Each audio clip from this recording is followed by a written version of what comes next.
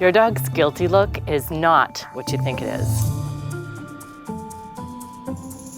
If you're like me, you might even have a toilet paper thief in the house. Or perhaps your dog is chewing things they shouldn't be. In today's video, I'm gonna break down 3 common myths about the guilty dog and teach you why your pup's guilty face has nothing to do with guilt at all. By the end of this video, I'll also help you understand what your dog is really telling you, how to manage the situation, what you should do next in order to see behaviors you want to see more of.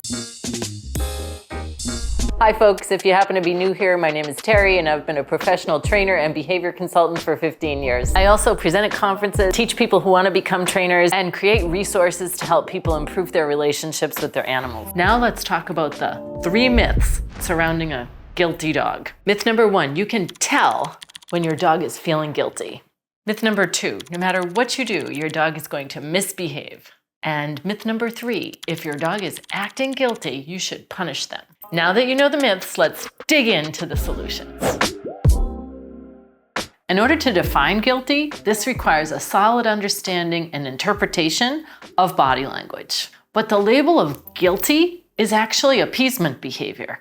It's the dog reacting to your response. Recently, a client told me that they came home and the dog had gotten into the trash, and they said that the dog knew what they had done was bad and that they looked guilty. But what they're really reacting to is your face. If you come home and your face is like this, the dog is reacting, and as we said, that's appeasement behavior to your reaction. Also, behavior is not good or bad. It's all just information and communication. When phrased this way, we're more predisposed to want to figure out why the behavior happened instead of punishing it, and then to find a solution. For example, the reasons might be rooted in anxiety, like separation anxiety, or boredom, like your dog might not have an appropriate project to be working on when they are doing their own thing. Next, we're going to talk about how to manage the situation. Step 1 is always to rule out any possible underlying medical condition. Step 2 is to think about how you can set everyone up for success, like using a baby gate or a crate, teaching crate training, or a tether. These things are helpful in managing the environment so the dog doesn't get into trouble. Also, keep your dog busy with things that they can chew, having options like a topple or a Benebone or maybe a frozen soda pop licky mat. I noted that kind because it's not silicone, which you wouldn't want to leave your dog with a silicone mat without supervision.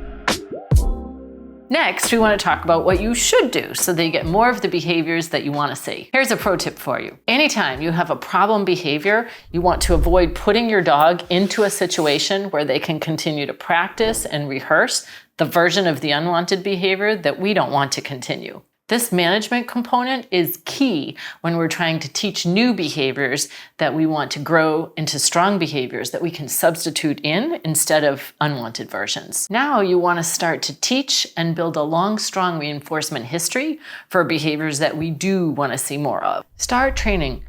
Shape, capture, mark, and reinforce versions of the behavior that we'd like to see. An orient towards me, a settle on a mat, so that we can start to build the long and strong reinforcement history for those behaviors. We want to make those behaviors much more worthwhile and valuable for the dog. If you've made it this far and you're struggling to train your dog, or even you're just starting out with training, I wrote the 10-Minute a Day Dog book just for folks like you. I'll leave the link in the description.